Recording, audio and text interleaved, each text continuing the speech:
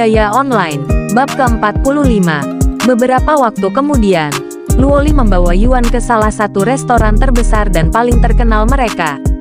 Toko daging babi 100 gaya. Yuan melihat tanda di atas pintu dengan mulut yang sedikit basah. Sesuai namanya, restoran ini mengkhususkan diri pada daging babi.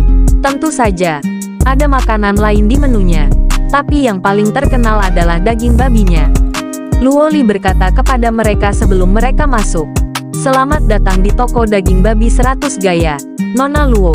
Resepsionis segera mengenali dan menyapa Luoli. Meja untuk 3 orang, katanya. Saya mengerti, tolong, ikut denganku. Resepsionis kemudian membawa mereka ke meja terbesar di ruangan yang bisa dengan mudah menampung bahkan keluarga besar. Ini menunya, Nona muda.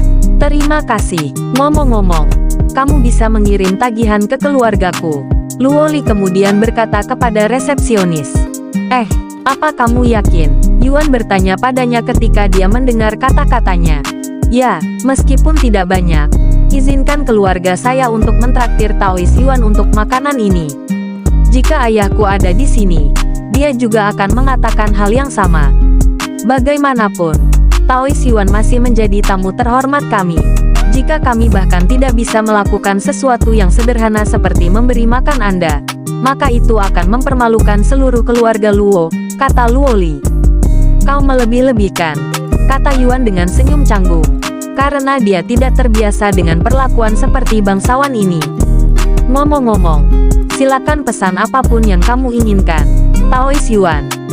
Keluargaku akan menanggung semua tagihanmu hari ini.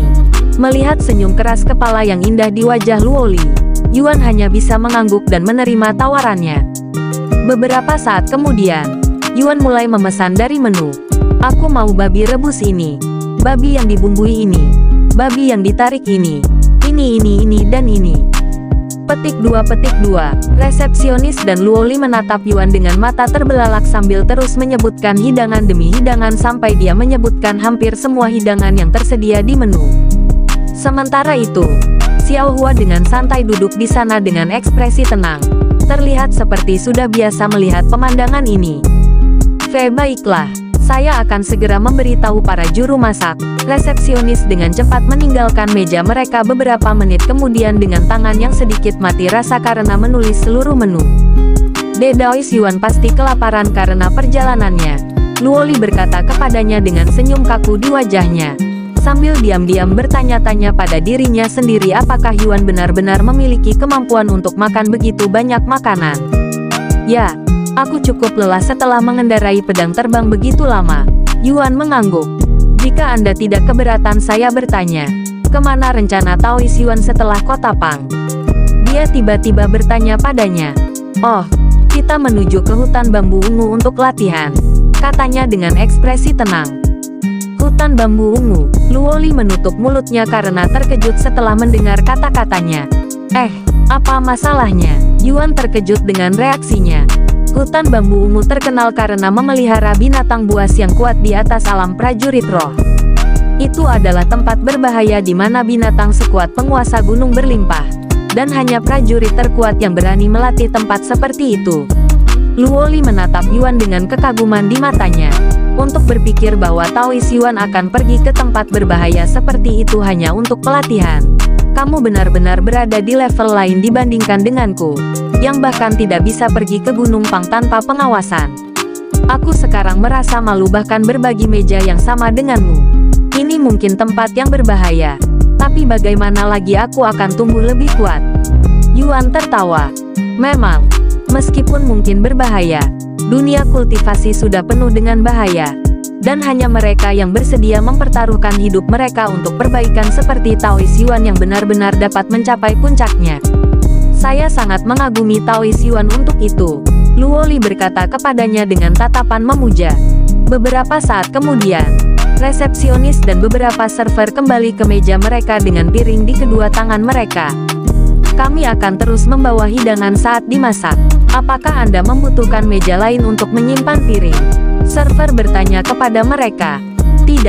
Tidak apa-apa. Saudara Yuan akan menyelesaikan hidangannya bahkan sebelum kamu bisa mengeluarkan piring baru, Xiao Hua berkata kepada mereka. Beberapa saat kemudian, begitu meja dipenuhi dengan piring, Yuan dengan cepat mulai mengisi wajahnya dengan makanan. Oh men, makanan ini benar-benar menakjubkan.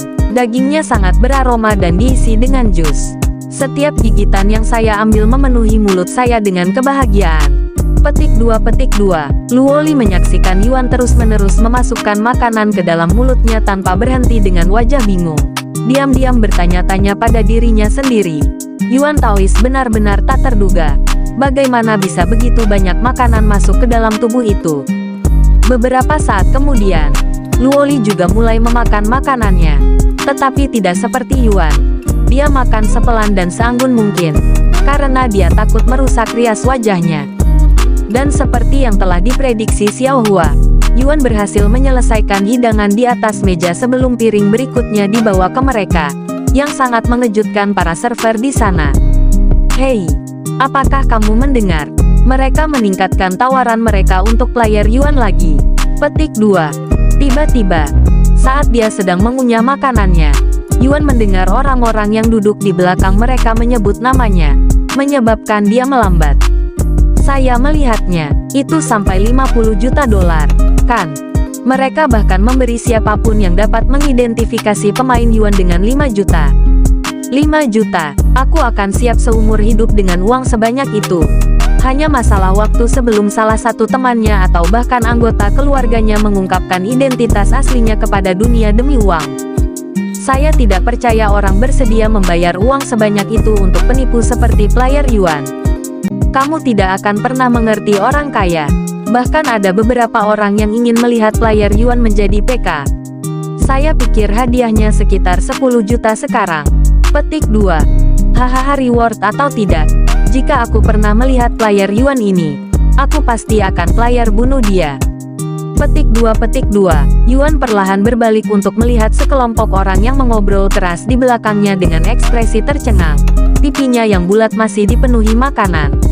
Tentunya, mereka pasti membicarakan orang lain dengan nama yang sama dengannya, kan? Lagi pula, dia tidak ingat melakukan apapun yang akan membuat pemain lain membencinya sampai memberikan hadiah di kepalanya. Sial, dia bahkan belum bertemu pemain lain sampai sekarang. Bersambung.